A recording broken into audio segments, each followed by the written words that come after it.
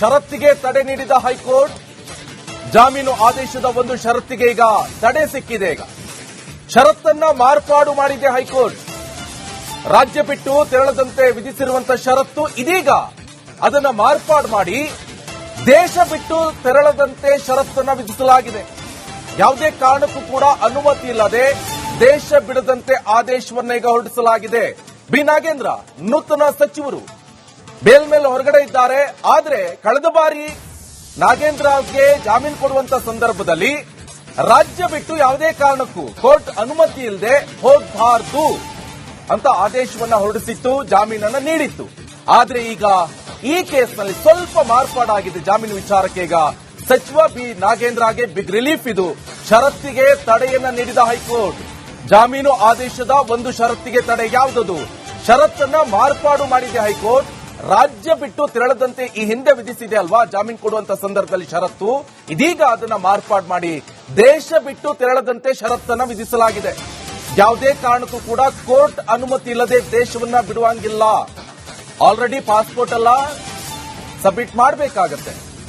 ಬಗ್ಗೆ ಮಾಹಿತಿ ಕೊಡ್ತಾರೆ ನನ್ನ ಕಲೀಗ್ ಅರವಿಂದ್. ಫೋನ್ ಸಂಪರ್ಕದಲ್ಲಿ ಜಾಯ್ನ್ ಆಗಿದ್ದಾರೆ. ಅರವಿಂದ್, ಸದ್ಯ ಏನೇನು ಬೆಳವಣಿಗೆ ಆಗ್ತಾ ಇದೆ ನಾಗೇಂದ್ರ ವಿಚಾರದಲ್ಲಿ? ಸ್ವಲ್ಪ ಮಟ್ಟಿನ ಮಾರ್ಪಾಡಾಗಿದೆ ಅಂತ ಗೊತ್ತಾಗ್ತಾ ಇದೆ ಬೆಲ್ ಆದೇಶದಲ್ಲಿ. ಈಗ ಯಾವುದೇ ಕಾರಣಕ್ಕೂ ಕೂಡ ದೇಶ ಬಿಟ್ಟು ತೆರಳುವಂಗಿಲ್ಲ ಅಂತ ಸದ್ಯ ಏನ್ ಅಪ್ಡೇಟ್ಸ್ ಕೊಡ್ತೀರಾ ಇದ್ರ ಬಗ್ಗೆ? ಎಸ್ ನಿಗೇಶ್, ಖಂಡಿತವಾಗ್ಲೂ ಕೂಡ ಬಿ ನಾಗೇಂದ್ರ ಅವರಿಗೆ ಒಂದು ಬಿಗ್ ರಿಲೀಫ್ ಸಿಕ್ಕಿದೆ ಅಂತಾನೆ ಹೇಳ್ಬೋದು. ಜಾಮೀನು ಸಿಕ್ಕಿತ್ತು ಅವರಿಗೆ. ಆ ಜಾಮೀನು ಸಿಕ್ಕಂತಹ ಒಂದು ಕೇಸ್ ಏನಿತ್ತು ಅದರಲ್ಲಿ ಕೆಲವು ಷರತ್ತುಗಳನ್ನ ನೀಡಲಾಗಿತ್ತು. ಅಂದ್ರೆ ರಾಜ್ಯ ಬಿಟ್ಟು ಕೋರ್ಟ್ ವ್ಯಾಪ್ತಿಯನ್ನ ಬಿಟ್ಟು ತಾವು ಎಲ್ಲೂ ಕೂಡ ಹೊರಡುವಂತಿಲ್ಲ ಅನ್ನುವಂತ ಒಂದು ಆದೇಶವನ್ನ ಈ ಹಿಂದೆ ಜನಪ್ರತಿನಿಧಿಗಳ ನ್ಯಾಯಾಲಯ ಕೊಟ್ಟಿತ್ತು.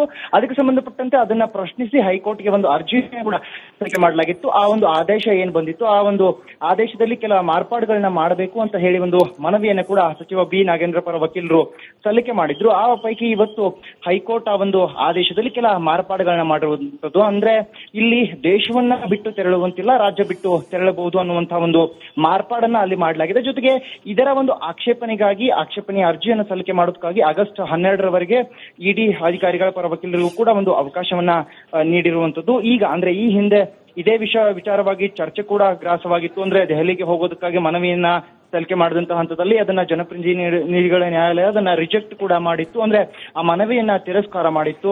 ಆ ನಿಮಿತ್ತವಾಗಿ ಹೈಕೋರ್ಟ್ಗೆ ಅರ್ಜಿಯನ್ನ ಸಲ್ಲಿಕೆ ಮಾಡಿ ಆ ಆದೇಶಕ್ಕೆ ಮಾರ್ಪಾಡು ಕೊಡಬೇಕು ಅಂತ ಹೇಳಿ ಮನವಿಯನ್ನ ಸಲ್ಲಿಕೆ ಮಾಡಿದ್ರು.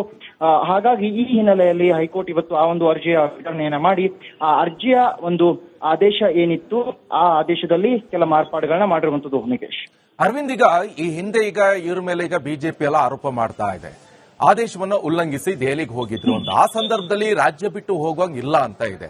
ಬಟ್ ಈಗ ಬಂದಿರುವಂತ ಅಪ್ಡೇಟ್ಸ್ ದೇಶ ಬಿಟ್ಟು ಹೋಗೋಗಿಲ್ಲ, ಜಸ್ಟ್ ಮಾರ್ಪಾಡು. ಹಾಗಾದ್ರೆ ಹಿಂದಿನ ಕತೆ ಏನಾಗಬಹುದು ಅಂತ?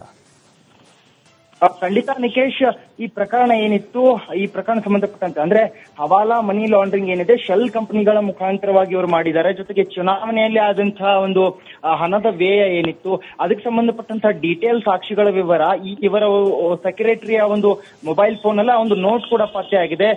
ಗಂಭೀರವಾದಂತಹ ಸಾಕ್ಷಿಗಳನ್ನ ಇಡಿ ಅಧಿಕಾರಿಗಳಲ್ಲಿ ಕೋರ್ಟ್ ಮುಂದೆ ಸಬ್ಮಿಟ್ ಮಾಡಿದ್ರು. ಹಾಗಾಗಿ ಇವರು ಒಂದು ವೇಳೆ ಇಲ್ಲಿ ರಾಜ್ಯ ಬಿಟ್ಟು ತೆರಳಿದ್ದೆ ಆದಲ್ಲಿ ಆ ಸಾಕ್ಷಿನಾಶಗಳಾಗಿರ್ಬಹುದು ಅಥವಾ ಇನ್ನಿತರ ಒಂದು ಕೇಸ್ನಿಂದ ತಾವು ಬಚಾವಾಗಲು ಪ್ರಯತ್ನಗಳನ್ನ ಮಾಡಬಹುದು. ಹಾಗಾಗಿ ಇವರನ್ನ ಯಾವುದೇ ಕಾರಣಕ್ಕೂ ಕೂಡ ಕೋರ್ಟ್ ವ್ಯಾಪ್ತಿ ಬಿಟ್ಟು ತೆರಳಿ ಹೋಗೋದಂತೆ ನೋಡ್ಕೊಳ್ಬೇಕು. ಹಾಗಾಗಿ ಈ ಒಂದು ಅವ್ರೇನ್ ಮನವಿ ಮಾಡಿದ್ದಾರೆ ಇದನ್ನ ತಿರಸ್ಕಾರ ಮಾಡಬೇಕು ಅಂತ ಇಡಿ ಪರ ವಕೀಲರು ಪ್ರಬಲವಾದಂತಹ ವಾದವನ್ನು ಕೂಡ ಮಾಡಿದ್ರು. ಆದ್ರೆ ಅದಕ್ಕೆ ಸಂಬಂಧಪಟ್ಟಂತೆ ಅಂದ್ರೆ ಈ ಒಂದು ಕೇಸ್ ನಡೀತಾ ಇತ್ತು, ಈ ಹಂತದಲ್ಲಿ ಒಂದು ಜಾಮೀನು ಕೂಡ ಸಿಗುತ್ತೆ. ಜಾಮೀನಿಗೆ ಸಿಕ್ಕಂತಹ ಹಂತದಲ್ಲಿ ಅವರಿಗೆ ಆ ಒಂದು ತಡೆ ಅಂದ್ರೆ ಒಂದು ಷರತ್ತುಗಳನ್ನ ನೀಡಿ ಆದೇಶ ಕೂಡ ಮಾಡಿರ್ತಾರೆ. ಆ ಒಂದು ಆದೇಶ ಷರತ್ತು ಏನಿತ್ತು ಅದರಲ್ಲಿ ಮಾರ್ಪಾಡಾಗಬೇಕು ಅನ್ನುವಂಥದ್ದು ನಾಗೇಂದ್ರ ಅವರ ಮನವಿಯಾಗಿರುತ್ತೆ. ಹೈಕೋರ್ಟ್ಗೂ ಕೂಡ ಅವರು ಮೇಲ್ಮನವಿಯನ್ನ ಸಲ್ಲಿಸಿ ಮನವಿಯನ್ನ ಮಾಡ್ಕೊಳ್ತಾರೆ. ಅಲ್ಲಿ ಒಂದು ಅರ್ಜಿ ವಿಚಾರಣೆ ಸಂದರ್ಭದಲ್ಲಿ ಈಗ ಅವ್ರು ಹೇಳ್ತಾ ಇರುವಂತದ್ದು ತಾವು ರಾಜ್ಯವನ್ನ ಬಿಟ್ಟು ಅಂದ್ರೆ ಕೆಲಸದ ನಿಮಿತ್ತ ಸಚಿವ ಆಗಿರೋದ್ರಿಂದ ಹಾಗಾಗಿ ದೆಹಲಿಗೆ ಹೋಗುವಂತಹ ಒಂದು ಕೆಲಸ ಇರುತ್ತೆ. ಹಾಗಾಗಿ ಇಲ್ಲಿ ಒಂದು ಅವಕಾಶವನ್ನ ಮಾಡಿಕೊಡಬೇಕು ಅನ್ನುವಂಥದ್ದನ್ನ ಅವರ ಪರ ವಕೀಲರಲ್ಲಿ ಸಲ್ಲಿಕೆ ಮಾಡಿರ್ತಾರೆ. ಆ ಮನವಿಯನ್ನ ಪುರಸ್ಕರಿಸಿದಂತ ಹೈಕೋರ್ಟ್ ಇವತ್ತು ಆ ಒಂದು ಷರತ್ನಲ್ಲಿ ಮಾರ್ಪಾಡು ಮಾಡಿರುವಂತದ್ದು.